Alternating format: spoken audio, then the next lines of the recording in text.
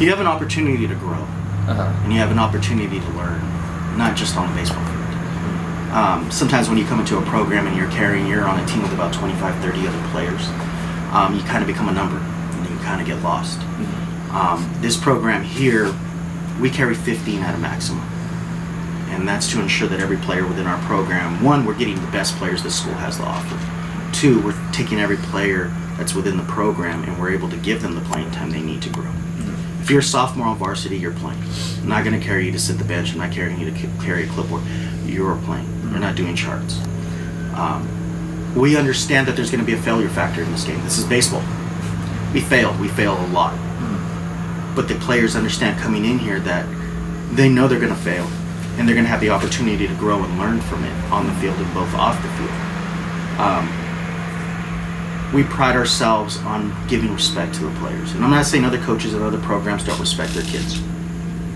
What I mean is we take the time to personally understand each situation that our kid has. Some are taking care of 5 or 6 brothers and a single mom at home. Some are having to work part-time jobs to pay bills at home. So sometimes the schedule has to be a little bit different for them. But we pride ourselves in having an understanding, a complete understanding in our players and allowing them to grow because we know we're just the next step. If a kid comes to me and says, Coach, I want to go to college and play, I will say, and I will do everything I possibly can to help them get to that next level. It may not be D1, D2, it could be a junior college. Yeah. And that's okay because they can go to a junior college and then from a junior college they can move on. But the one thing is we're always honest. We're always honest with our players. Maybe, keep working and we'll revisit it your senior year. But respect and trust and just an environment to grow and learn and make the mistakes that they need to make as a player so that they can get better without having to worry about, well, geez, coach is only worrying about his next win. Geez, coach is only worrying about his job. I don't. I don't sit there and worry about my job in the sense like, oh my God, if I lose another game. And it's not out of arrogance. It's out of knowing the fact that if I sit there and worry about wins, I'm doing the kids a disservice. Because then I become selfish as a coach. I become only about me because I'm worrying about wins. Because we could go and play a game and lose 10-2, but maybe I got a pitcher who threw an incredible game. We just made errors behind him. Or we have a kid who's been struggling at the plate, but he finally figured it out and it clicked. Well, those are wins for us. But when you get bogged down as a coach and you start worrying about wins, you become a selfish coach.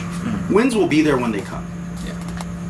And I tell players at our feeder schools that are deciding whether they want to come to Roosevelt or go to Sunnyside or go wherever they're going to go, I tell them, you have an opportunity to come to Roosevelt and you have an opportunity to grow as a player and to learn the game the way you're supposed to learn it.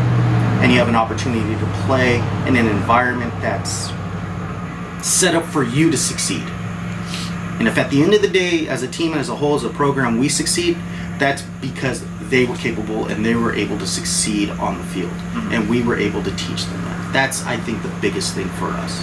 Because I've been in programs and I've seen programs and I've been around programs where they tout the winning tradition, but players get in there and they figure out, well, it's not really about me. And it's not really about the team. It's coach's next win. It's coach's next title. It's the school's next title. It's the school's next win. And like we talked about earlier, having an athletic director like Mr. Lopez that understands we're winning off the field and we're making those strides on the field, that factors in a lot to it. Yeah. Because I'm able to show up every day and say, okay, we got beat today, or we lost the game. And I always tell Mr. Lopez, there's a difference. Getting beat, the team was just better than us. We lost the game, was losing because we made the errors and we gave the game away. And he always tells me, Coach, we understand. We understand. You keep doing what you need to do, and trust me, at the end of the day, that allows me to have that freedom to allow these kids to make those mistakes and to teach them and not be so pressured with win. Would I love to win? Absolutely.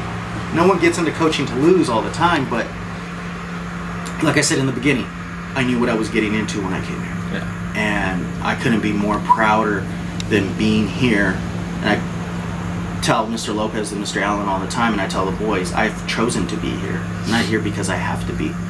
I choose to be here, and I'm proud to be here, and I'm proud to be their coach, and I'm proud to represent this program. And there are some coaches who maybe didn't or other people who maybe would shy away from being associated with the program, but I'm not. I'm very proud, and our alumni game was this last weekend. 20 alumni came out. It was the first alumni game in, I think they said, 20-something years. 20 alumni came out, and more came out to watch, and we're gaining a lot of support from the alumni, and now that pride's starting to come back to the program, and that's what I'm very proud of right now.